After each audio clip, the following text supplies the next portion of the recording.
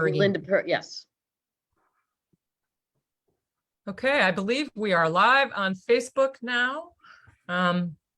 So I am Maria Horn. Those of you who are tuned in probably know that because this is being broadcast on my Facebook page. And I am really glad to be doing another in a series of forums that I have been doing on the absentee ballot process, how to apply, what your ballot looks like. And so a couple of weeks ago, I did one with two town clerks from the 64th district on the application process and what an application looks like. And today I have yet another two veteran town clerks from the 64th, the new 64th district, I will say. So Linda Perkins from Norfolk, who has been part of the 64th district for years, and Sheila Anson, who is the town clerk for Washington, which will become part of the 64th district as of November 8th. Well, the election as of November 8th. I guess we're not sworn in until a little bit later, but so welcome to you, Sheila and Linda, and thank you again so much for your expertise and for your willingness to help explain this process, which is a little bit complicated. So I thought we would start with just the basic part that people are now receiving in their mailboxes at home applications for absentee ballots that they may not have requested. And so Sheila, could you explain what that is about and how that might happen? Well, there are sometimes from the state or from the different political parties, they will request absentee ballot applications from the town so that they can send them out to, their constituents. So people who are getting applications in the mail may not have requested it, but they're going to be getting it from either, one of the political parties or from one of the, the different candidates. So that's why. So we can issue, I think it's, Linda, do you remember if it's over so many, then you have to sign up for them and get them? Right. They have to have assigned numbers. So they contact us and say, we want to send these out.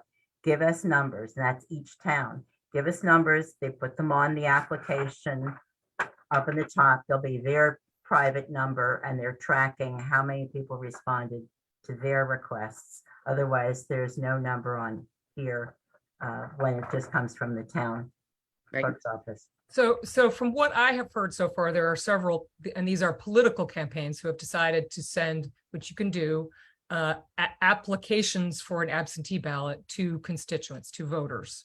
But in order to do that, they have to do that through you. Is that right, Linda? Correct. Okay. So if somebody receives more than one application for an absentee ballot in the mail that they didn't solicit, do they need to do anything with them?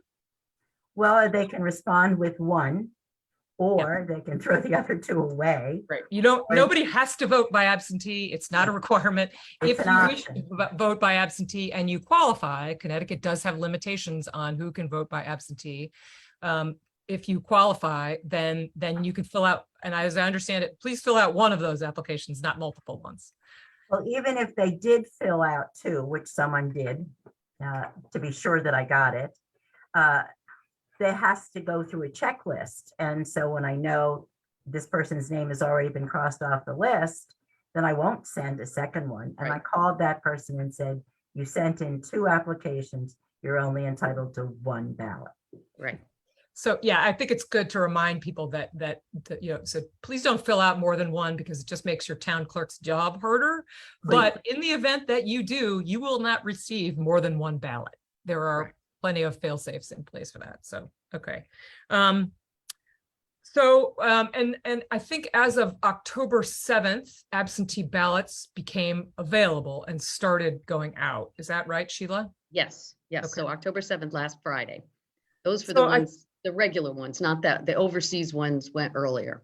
Got it. So if you filled out one of those applications, you may start receiving an absentee ballot in the mail. So I thought we would just start with Linda. I think you have what it looks like. What's going to come to you in the mail if you do request an absentee ballot? Do not be afraid. There will be more than one piece of paper coming your way. Do not worry. Yeah. And there's instructions. Instructions, yes. There's all Okay. kinds of things. So what will come to you first is the application form, which is usually in this length. Sometimes a little bit shorter, but this is, and you fill out one side of it. Yeah, with all the data and send this back. And just to Then- pause on that application for a moment, you may get that in the mail, or you can also do that online. Is that correct? Correct, or the town clerk's office, Or town clerk's office? easily available. Then, once this application is entered in the town clerk's records, then we send out these packets. The most important thing, of course, is it's yellow, it's the ballot. And on the ballot, there's lots of information, but that's where you vote and fill in the circles, instructions on the back. And the question over here that is to be voted on, how you feel about voting, Early voting. early voting. Early voting. Early vote. Okay, so there's that. So, Along so with- just on the ballot itself, is there only one side that has to be completed? Correct. This is information. Got it. This is what you fill in the little circles and then fold it back up. So then you take this ballot and in your packet, the ballot we call A, right? Then there's envelope B. I've highlighted on the envelope B. A goes into B. And on B, you have to sign it and seal it. This says this person voted on this ballot and it's sealed. So you must sign it and date it. These signatures are matched to the signature card when you applied for a ballot. So they are verifiable. Nobody can sign for anybody else. They get matched up. So your A goes into B, and you will have envelope C. And they will go into envelope C, and then they come back to me or to your town clerk. So C is the A. actual mailing envelope. To B, right, and C has your information on the back and a number which is assigned to you, which I keep track of, or every town clerk keeps track of.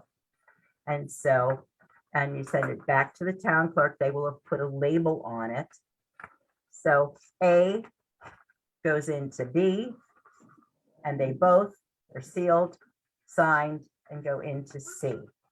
There's other pieces of information if you need. Talks about the drop box, where you can place your ballot. Only place your ballot in the drop box of your town, not in somebody else's. It's not like a mail system that goes around. So please just the one that's outside the town hall. There's an instruction sheet for those that like to read the instructions. And it says A, B, and C. And it's in 2 languages. So the instructions are quite clear, but we've highlighted just the ABCs of that so that you can do the ABCs of voting. And then when we get it, we record the numbers and everything is checked off. On your name, you're checked off as having been sent an application, having been sent a ballot, and are having received the ballot. It's a very closed system. And Thank you. also Go to ahead. mention that sometimes if we get an application by email, we have to get that original application with the wet signature. So we usually will, if we get an email, we'll usually send that out, send it back and say, we need to make sure you either with the ballot or separately, you have to send that original application back. Got it. So that's really helpful. You can request an application By email. online, but you actually have to sign the application, get it in. And we're going to go, you guys have a very helpful, just general document, which I'm going to put on the screen in a minute that will explain the process again. But I just in terms of the content, I think, is there also in the packet of absentee ballot materials an explainer on the ballot question? Is that part of the instructions? Well, I mean, we got hundreds and hundreds of the proposed amendment, but we did not get any instructions as to put them into the ballot. So where can people find, I've seen a document that at least explains the ballot question, and where is that available for people? I know we have them here at Town Hall, and when I go to put the ballot on the website, I will also place that on the website as well. Okay, great. So so very shortly, people will be able to actually see a ballot on your town website and the explainer on that. So just to review this process, because I know it is complicated, I'm gonna share in a moment here this document that you all prepared, which is super helpful. And so here we go. I hope, can you two confirm that you can see this? Yes. Yes. Okay, great. So page 1, I think we've discussed, fill out the application, return the application to your town clerk, get the ballot. Okay, so let's go to, let's see if I can rotate this. So it's a little bit more legible for anybody watching on screen here. Well, we'll try that. We'll Got skip that the one. sideways part and we'll focus on the step 1. Sheila, you want to take us through step 1 here? Step 1, so the application for a ballot, you will need to fill out and return an absentee ballot application in order to vote by absentee ballot. Applications are available in the town's clerk's office, online, at the Secretary of State's office. You may telephone the town clerk office for an application, or you may also have received an application in the mail. And we do say, again, if you get an application either off the Secretary of State's site or the town clerk's site, if you email, you can email it to the town clerk in order to get the process going as far as issuing the ballot. But we always remind them that, again, they have to return the original signatured application. Okay.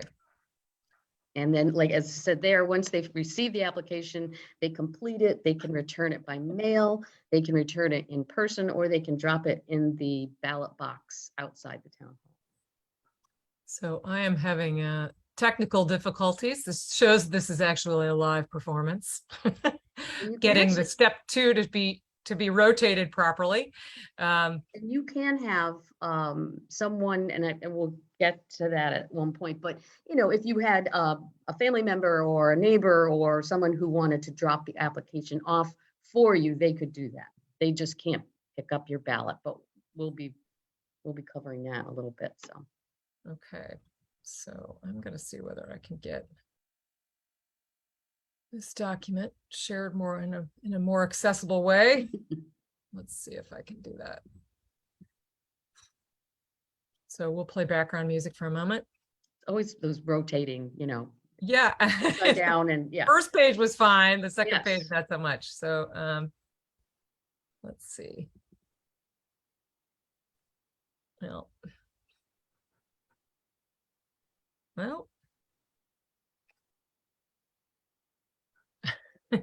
Okay, well, we're going to, rather than take up a lot of people's time with the fact that I am not able to turn this sideways, Linda, can you take us through step 2, acceptable reasons for obtaining an absentee ballot?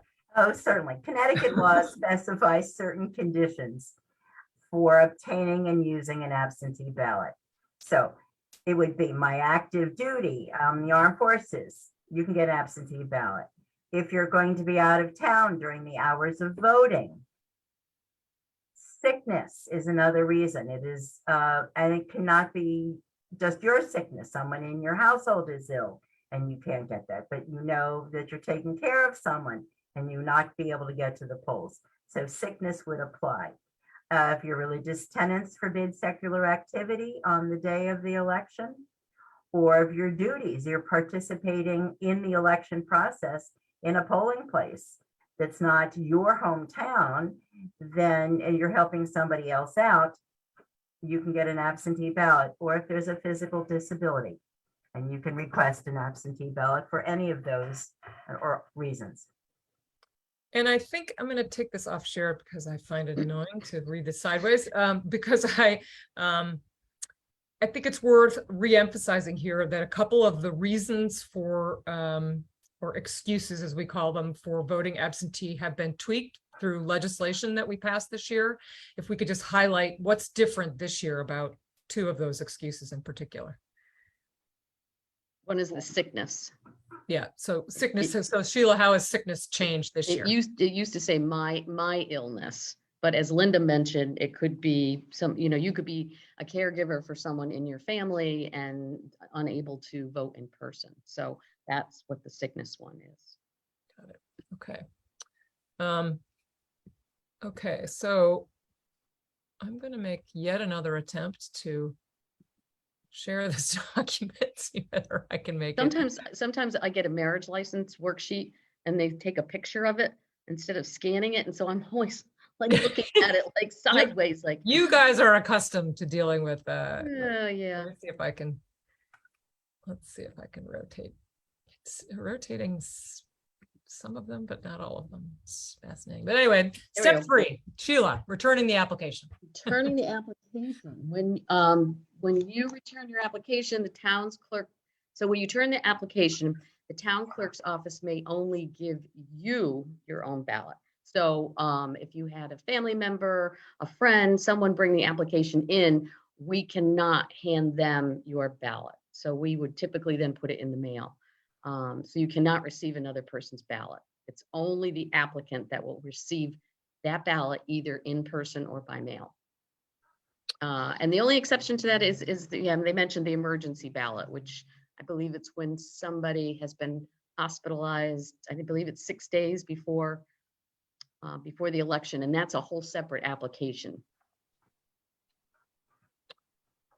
Okay, so Sheila, I'm going to let you go ahead and keep using your sideways reading expertise. Oh, okay. Okay. Okay. Which is filling out and returning the absentee ballot. Okay, so the ballot is the colored the ballot is the colored paper with the candidates' names listed. Fill in the circle completely of those that you choose, and that's also we should mention that you should read if it says vote for only one. I know with municipal elections you can sometimes vote for more than one person for a commission, but typically you can only vote for one. So if you overvote, it's going to get kicked out. The ballot's going to get kicked out by the tabulator if you overvote. I think it's worth noting here that there will be sometimes candidates are listed on multiple lines because they're endorsed by multiple parties. Yes. So it's worth noting here, please vote only for them once. Only once. Yeah. Again, like Linda said, you put the ballot in the envelope marked B, which is in lieu of or the B, that's where you have to sign it, seal it, and date it. And then you're going to put the envelope B into that outer envelope marked C, which has the serial numbered on it.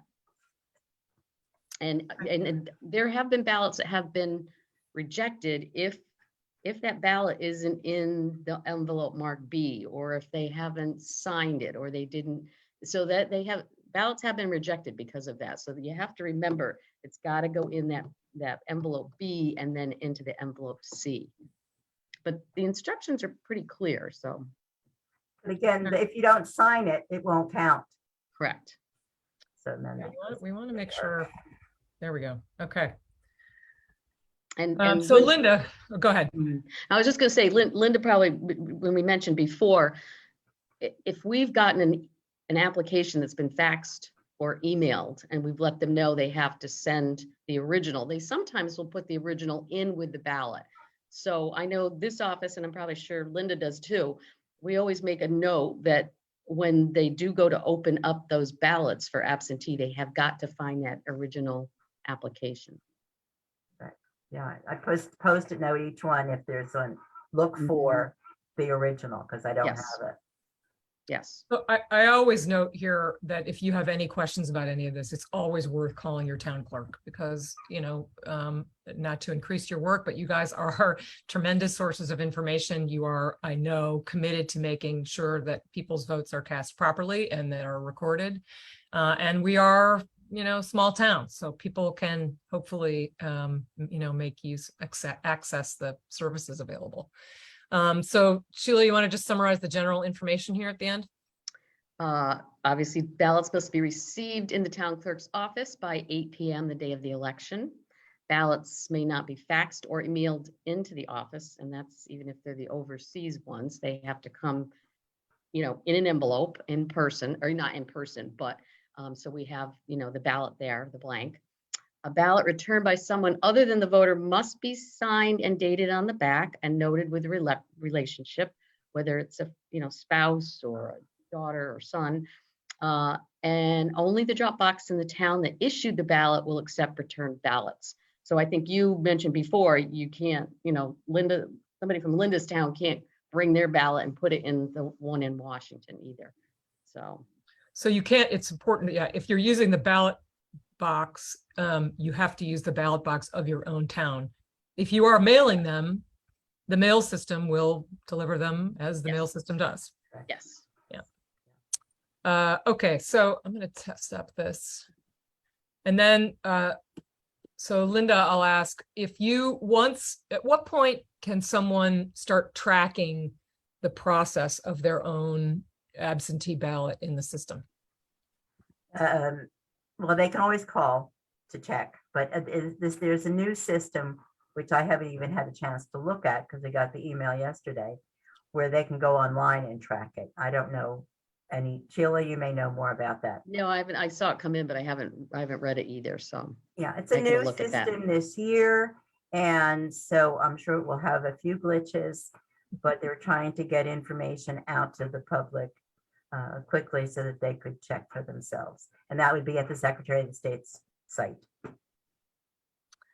Okay, so, and I should say that anyone, if you're watching this live, I imagine a lot of people will be watching this later on, but if you are watching us live and you have a question, please submit it, write it on comment on Facebook and we'll get it asked. So the last thing that I wanted to cover, just to make sure that people understand, is the ballot question. So we don't always have a ballot question on our on the ballots. And so I will say from my perspective, and then I want you to describe what the ballot question is, but what this is in this case, just procedurally, this is about a constitutional amendment. And in order for a ballot question on a constitutional amendment to arrive on your ballots, we, the legislature, needed to have passed this resolution in 2 successive legislatures. So we passed for me, I have been in the legislature I've served for 2 terms. So I have passed this twice, and it relates to early voting. So whichever one of you would like to go first, could you just describe the ballot question? Again, this is not a partisan conversation. This is just describing what question is being put before voters on their ballot in November. I'm happy to. Okay. Linda, take it away. I think what I've been telling people when we chat about it, pointing out, one, that there is a question, and the question is on the far side of the ballot. So you think when you filled in your circles, you may not look over here, and that's what's important, is to look over here. Because Connecticut's regulations are so stringent, there is a process for making this question even available to the public. And because you all met twice, voted to have the question asked, do you want to have absentee voting? Early voting, sorry. Early voting. That's that's the question. Early voting. Do you want it or not? And you make your decision and you vote yes or no. Then that just means the populace, everybody in the state, has registered their opinion. Then the legislatures have to take a look at how does that work? How many days? How much time? How is this going to be paid for? How is this going to be handled? So the question is just asking, are you interested in our legislators delving into the process? And they will come back with the information. Great, thank you. So yeah, so our Constitution in Connecticut currently says you could only vote on that Tuesday in November. And so this ballot question says, do you want to give the legislature the ability to change that and to allow for some form of early voting? Not anything specific, but to allow us to consider it. I believe there's also some other just sort of smaller technical language in there having to do with an arcane requirement about a seal on the document. Sheila, can you describe what that is? The seal on the document for the ballots, or I haven't read, I've got to look at that whole thing too. I got a bunch of them, but that I'm not sure about. So I have to look at that. Linda, so there is there is, so, and I will give my understanding of it. You can correct me. That the main question here, of course, which is what you will see lawn signs and all kinds of things about, is do you want the legislature to consider allowing early voting in Connecticut? There is also, we use this opportunity to clear up some old, like, there are some requirements in our laws that require like a, old-fashioned wax seal on certain documents. And so when they say documents under seal, they're talking about this physical old seal. It's not about the security of the documents, and it's allowing us to modernize our procedures concerning voting in general. But anything else about the ballot question that you have heard, or any questions that people have? No, I had a instructor from one of the local schools here, the Frederick Gun School, and he came in because there are some students there who have registered to vote, and so he took a lot of those pamphlets to share with the students there. So I commend him for that. Yeah, it's a good opportunity to voting always is a good opportunity to engage with your government. This is how we get to pick who our elected leaders are and what we want our laws to be. We do have one question in the chat that says, what do we need to do to get the early vote referendum information out so people know how important it is? So that is a cue for my next conversation. So our town clerks are not partisan. So they are not taking a position as to whether or not we should. I mean, personally, you may, but as town clerks, you don't. As whether or not, this is a good idea or a bad idea. So today's conversation is not, I'm going to stick to the just descriptive nature of the ballot question. I will be holding another forum with Stephanie Thomas, who is the candidate for Secretary of State tomorrow, in which we will discuss the ballot question in more detail tomorrow night at 8 p.m. And we will take a position on it, which I suspect is the same one. But today, thank you for teeing that up. But today we're going to stick to the nonpartisan, how to make sure you can your perspective, your opinion on this and the other candidates up for election is heard and recorded.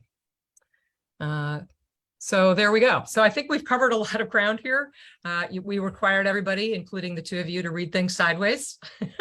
And if you get a actual ballot at home, you won't have to read it sideways. You can turn it yourself right side up. So the one thing we didn't mention is there's sometimes we do get, Linda, I'm sure you do too. We get a call. It might be a college student, it might be somebody that's down living in Florida or something. They haven't gotten their ballot yet. We've got record that we have issued it, but they haven't received it yet.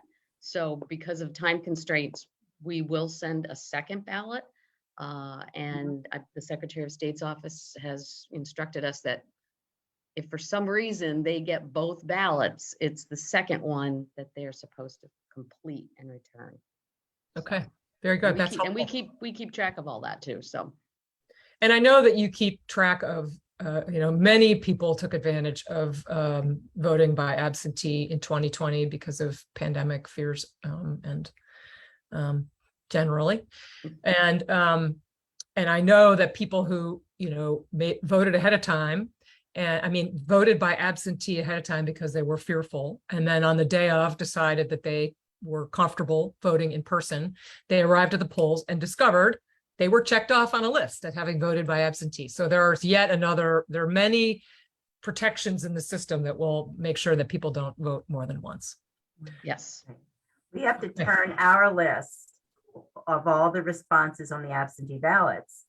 That gets connected to the registrars so that they know everybody we issued an absentee ballot to and everybody that returned their absentee ballot. And that's on their sheets. That's all marked off as A and having been received. So it's a very thorough system. Great, thank you. So anything else you think we missed today? The only other one, which I mentioned before, is that emergency ballot for someone who's been, hospitalized. I believe it's 6 days, Linda, is it 6 days before, I think? And that they fill out a special application and it designates a person to deliver the ballot to them in the hospital. And that's called an emergency ballot. And how does somebody go about getting an emergency ballot? Well, we do have, it's a special application. So And they should call the town clerk. yes, because they can designate someone to bring that application to them, and then we get the ballot to them through that designated person. But it's a back and forth.